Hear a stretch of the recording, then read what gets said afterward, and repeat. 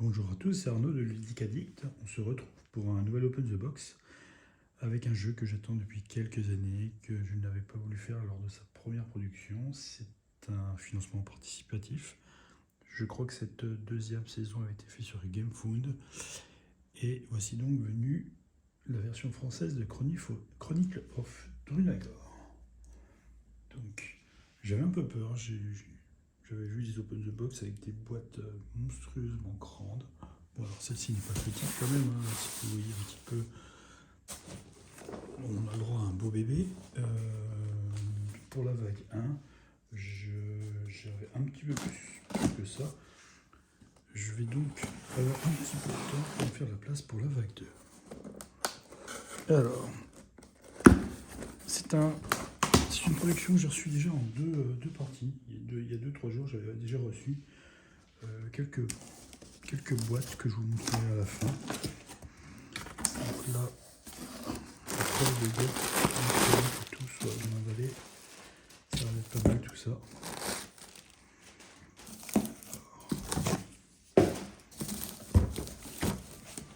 La première boîte, ça doit être le dragon mort-vivant.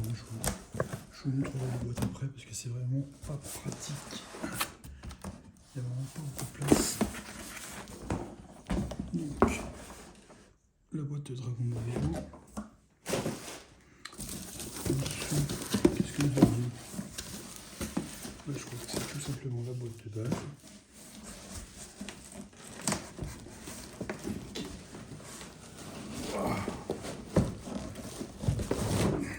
Il faut aller la chercher quand même. Donc, la boîte de base.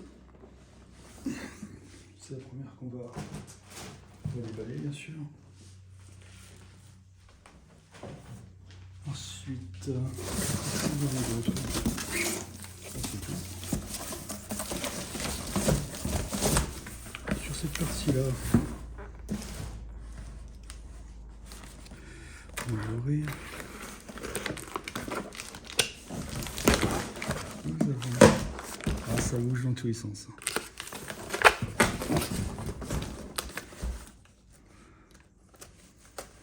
Alors, quelques extensions. Alors, il y avait des extensions avec des monstres et des monstres en cuivre, et des extensions avec uniquement des monstres.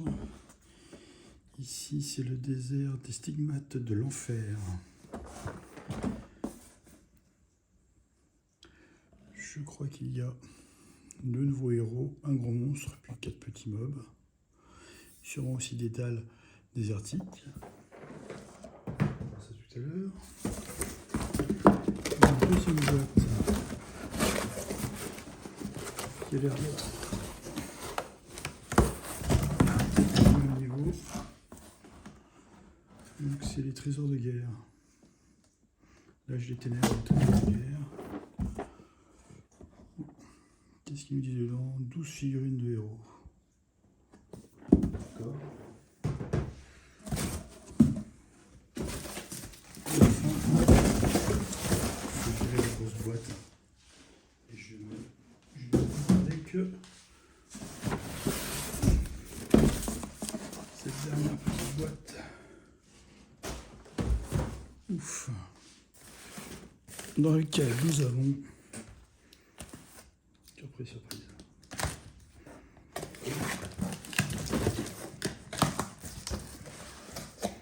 Plein de petites boîtes encore.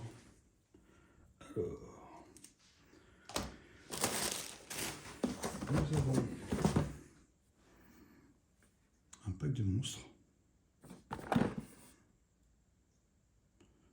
avec 9 nouvelles figurines de monstres. Nous avons Anduriel, qui doit être simplement un personnage supplémentaire. Nous avons, dans le même format, je pense, Lord Wrath, qui est un personnage supplémentaire aussi. Nous avons la disgrâce de Lucanor, pack d'aventure. composé de nouveaux monstres, de nouvelles cartes et de nouvelles aventures. Ça va, c'est pas des grosses boîtes. Et enfin, le royaume des ombres, avec encore de nouveaux monstres et de nouvelles cartes. Donc voilà. La réception se compose donc bien de la grosse boîte de base que je vais vous repositionner.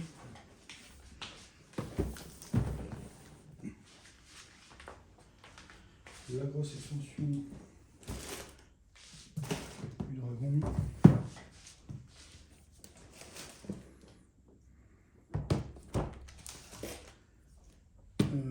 Celui-là, c'est les trésors de guerre,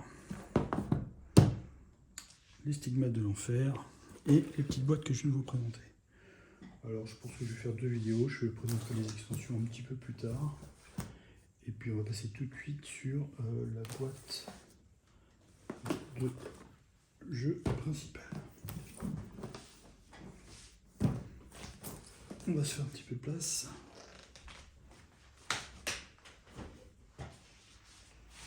Donc la boîte est une boîte cubique. Je pense qu'on est au-dessus des 30 cm habituels d'une boîte de jeu. Au niveau de la hauteur, il y a du boulot quand même.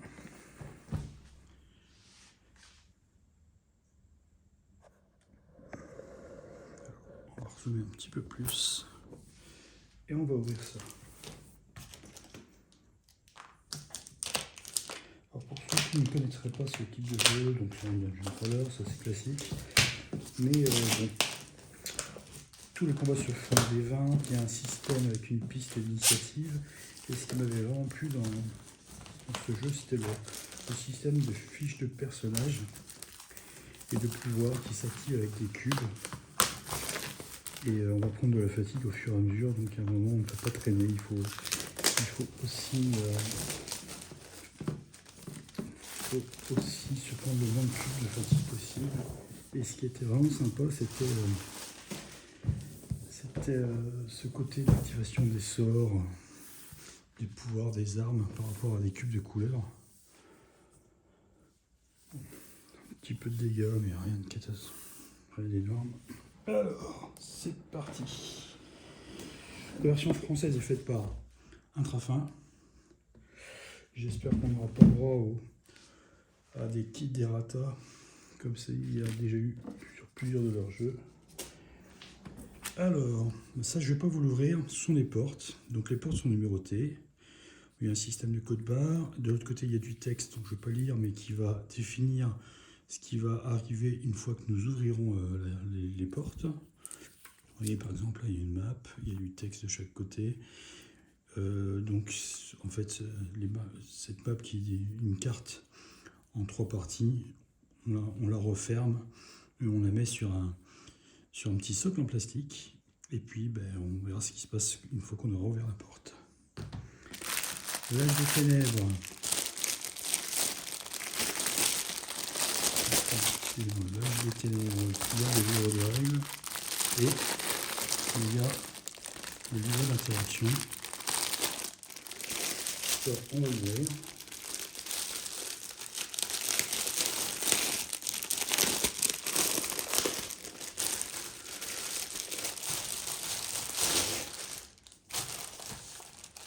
Ah, il y a d'autres livres d'ailleurs. Alors, il y a le livre d'interaction. Je crois que c'est par rapport à peut-être des recherches, vous voyez, sur des... Pas trop regarder, mais vous voyez, il y a des actions peut-être à faire par rapport à ce personnage-là si on le rencontre.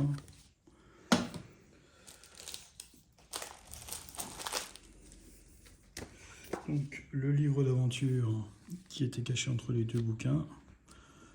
Pareil, on va essayer de pas trop regarder, mais bon, ça va nous raconter une histoire, pas mal de chapitres, des interludes.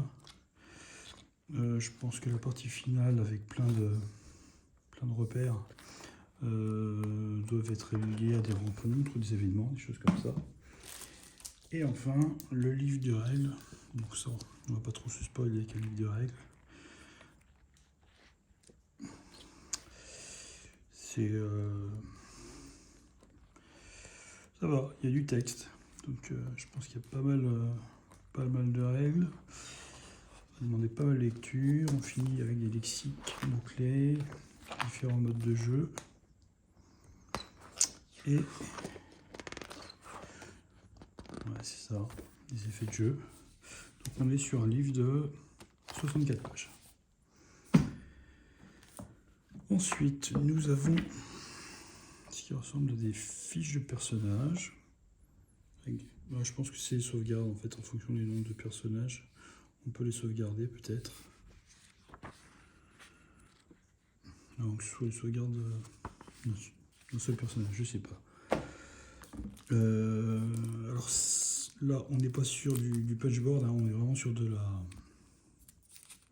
carte. Parce que les décors vont aller sur des éléments qui sont en relief. Donc on va juste les positionner sur ces éléments-là. Donc les petits repères, ainsi que je pense des zones pour nous indiquer des choses particulières, genre l'apparition des monstres, quelque chose comme ça. Donc ça par rapport aux indications qu'il y aura sur le scénario et sur les portes. Donc ça, on en a de deux tailles différentes. L'aventure commence ici. Je pense que là, c'est la version peut-être... ouais, ça doit être un tutoriel en fait, ça, je pense. Parce qu'on retrouve des petits éléments qu'on avait ailleurs. Un petit tutoriel de 12 pages. Alors, lui, je me souviens absolument plus à quoi il sert. Peut-être juste l'aider. Punchboard, on va regarder ça un petit peu après.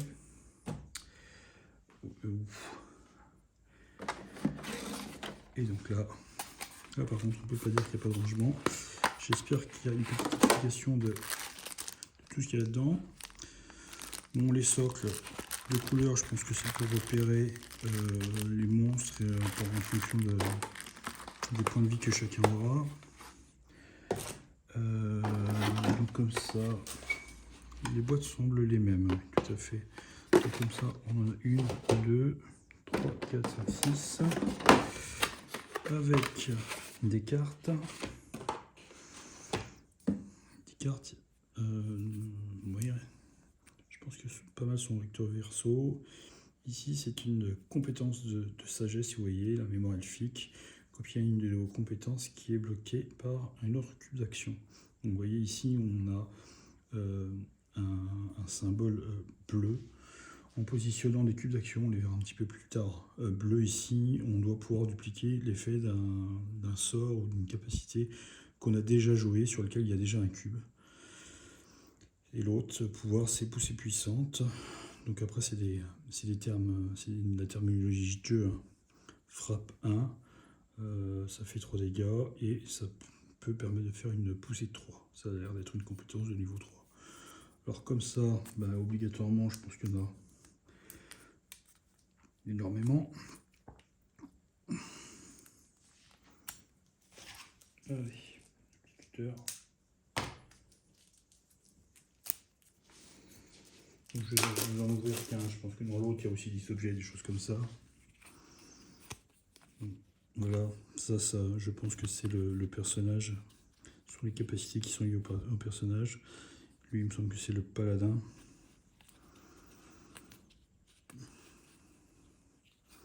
Donc là, on doit avoir 3 personnages. Et donc des capacités de niveau 1 d'un côté, excusez-moi. Et des capacités de niveau 2 de l'autre. Ensuite,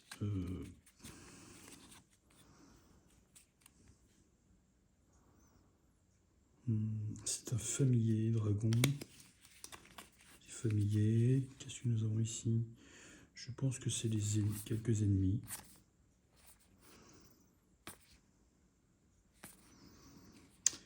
D'autres capacités, je pense. Renfort, carte de renfort. Bon, là, de toute façon, je ne vais pas vous expliquer les règles et je pense que j'ai peut-être pas non plus ouvert le paquet le plus simple pour le faire. Chose trap, les capacités de voleur, ça peut être chose trap après avoir résolu une réaction, riposte 2, rapidité, plus de points de mouvement. Ça a l'air d'être des talents, tout à fait, donc mortel, obscur, de fauberie ou d'acrobatie. Il y en a d'autres pour d'autres classes de personnages. Donc des paquets comme ça, il y a celui-ci, dans cette petite boîte là il y en avait un deuxième, il y a aussi de l'équipement.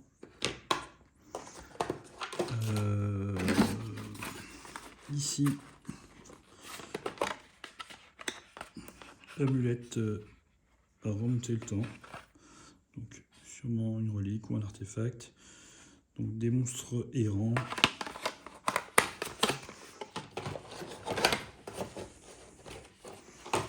Une boîte vide et une dernière boîte avec un des 20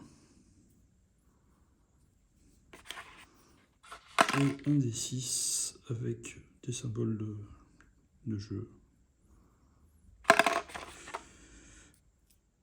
Et là, un bouclier de rêve. Bon, bref, énormément de petites choses. Ça ressemble à un trésor, donc sûrement des choses qu'on récupère quand on tue des monstres et qu'on ouvre des coffres.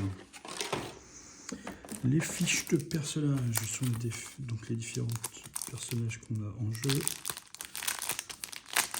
Alors, qu'est-ce que nous avons? Eros. Donc c'est là que je vous parlais tout à l'heure. On a des capacités de base, on pose des cubes dessus. Et donc on va avoir un pool de cubes de couleurs et on va les utiliser pour activer nos différentes capacités de combat. Mais aussi pour les armes, l'équipement. Et une fois qu'on n'en aura plus, obligatoirement il faudra passer par des phases de repos pour les récupérer. Mais on va se retrouver aussi avec des cubes de malus. Donc en haut, je crois que c'est ça, c'est la piste de points de vie. Donc lui, bon, ça ressemble à un assassin, c'est un elfe assassin. Jahin, c'est un prêtre humain, ça ressemble quand même plus à un paladin qu'à un prêtre. Lorelai, qui est une elfe mage. Maya, une chasseuse humaine. Et Vorn, un nain guerrier. Lui, je suppose que c'est le big boss, on le verra beaucoup plus tard. Et il y a une petite piste d'état. Vous voyez, je pense que sur la première petite boîte, on avait des sous-socles de couleurs. Je pense que grâce à ça, ça nous permet de repérer les points de vie de chaque personnage. Le campement et encore une deuxième piste d'état. C'est ici-là, il y a vraiment énormément d'ennemis en jeu. Donc ça, ce sont nos différents personnages. De nouveau, c'est dommage. De nouveau, des nouvelles tuiles pour mettre sur nos présentoirs. Alors ici, bon, là, c'est du game tray. Ouais, c'est du game tray. Bon, là, des rangements, des tokens. Des éléments, regardez, ça ressemble à du polyomino parce qu'il y a une zone de corruption qui apparaît et qui fait apparaître des polyomino qui progressent. Et enfin, bon, là, ça c'est génial. Ils ont vraiment tout prévu pour ranger les jetons. Donc là, une grosse boîte pour les jetons, une autre pour la corruption. Et là, il nous reste. Alors, on va commencer par le premier étage de figurines. Par contre, là, je ne suis pas du tout retourné sur la page Kickstarter, donc je ne vous dirai pas quel type de figurine c'est. Ici, ça ressemble quand même à des prêtres chaotiques.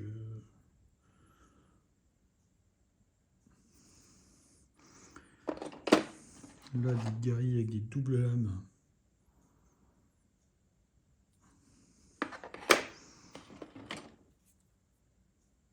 Alors, je n'ai pas trop fait gaffe, mais ouais, on dirait que c'est monobloc tout ça. Ici, une sorte d'abomination. Bon, il y a des petits détails sympas là, genre la flèche qui se plante dessus. Une abomination de chair, un golem de chair peut-être, avec des bras qui ressortent.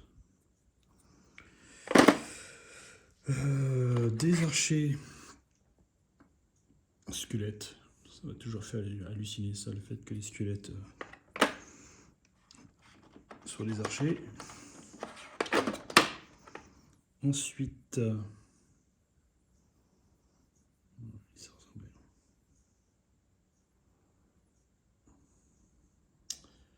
Là, j'ai pas les noms, je pourrais pas vous dire.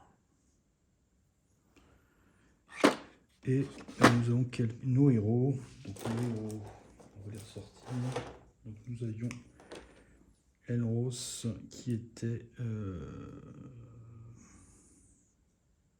Elros. C'est, je ne sais pas qui est Elros. Peut-être lui. Non, c'est pas possible, ça m'étonnerait. Elros, on va le trouver plus tard. Donc ça, c'est Jaline. Jaline, c'était notre prêtre humain.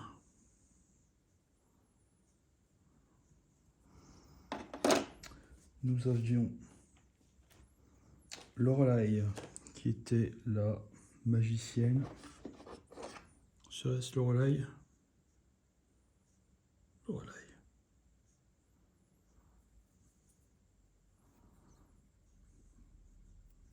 C'est joli. Bon, monobloc, c'est un peu dommage, mais c'est joli. Ensuite, d'autres personnages que j'avais gardé, c'était Maya. C'était l'archère. Enfin, chasseuse, techniquement.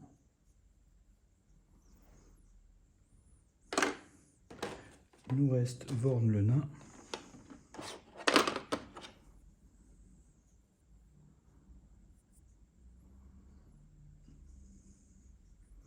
Je crois que c'était un berserker, lui, de mémoire, guerrier. Bon, alors on est sur une pose très classique. Hein. Et enfin, je ne trouvais pas, mais c'est obligatoirement la dernière figurine. Notre voleur, qui est donc Elros.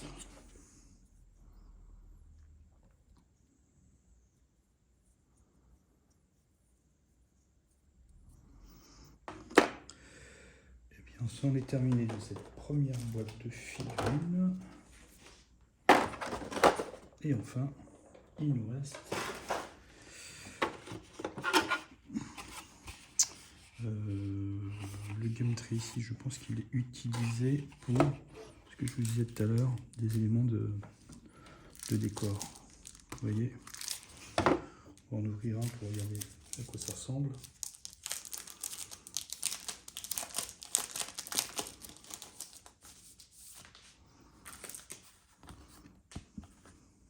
Par exemple, ici, on se retrouve dans une très grande salle. Piégé d'un côté et plus classique de l'autre côté avec des éléments verts, je sais pas quoi correspondent. Les passages qui sont ici, ça peut être pour mettre justement les portes dont je vous ai parlé tout à l'heure, une fois qu'elles sont pliées, donc pour indiquer où se situent les portes dans les salles. Et puis sinon, vous pouvez rejoindre avec d'autres éléments pour agrandir, et au fur et à mesure qu'on ouvre les portes, le donjon se dévoile. Donc là, on en a deux comme ça. Je peux le sortir parce que ouais, il ne faut pas, on verra plus tard. Mais grosso modo, c'est un double étage. Et puis nous avons aussi un étage, pareil, il y en a deux, avec un étage qui nous comprend, on peut mettre 2 sur 3, des gros carrés de 2 sur 3, et ça nous fait du 4 sur 6. Voilà. Ça c'est le principe moteur du jeu dans ce système de dungeon crawling, ça va être ce système de porte qui va ouvrir, qui va nous faire découvrir ce qu'il y a derrière, et on va agrandir le donjon comme ça. Ces tubes-là, vous avez bien compris, ce sont les tubes dont je vous ai parlé tout à l'heure, les tubes de couleur qui vont nous permettre d'activer nos capacités. Et puis, en prenant les niveaux, bien sûr, on va pouvoir gagner de nouveaux cubes et de nouvelles capacités. Alors, il nous reste quelques ennemis.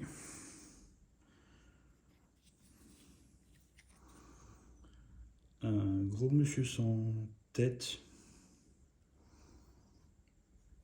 Épée et fléau. Alors comme ça, nous en avons 3. Bon. Ça sera recollé. Ou l'autre peut-être comme ça. Enfin, on verra. On va plutôt comme ça. Alors,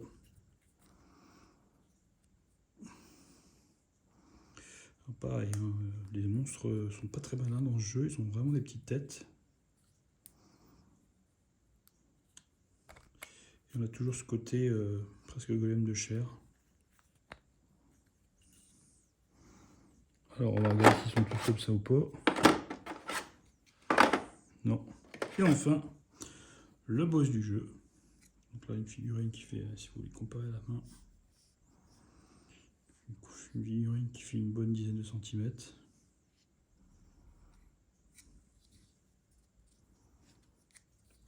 Très joli socle. Voilà, avec de la taille de figurine comme ça, c'est du costaud.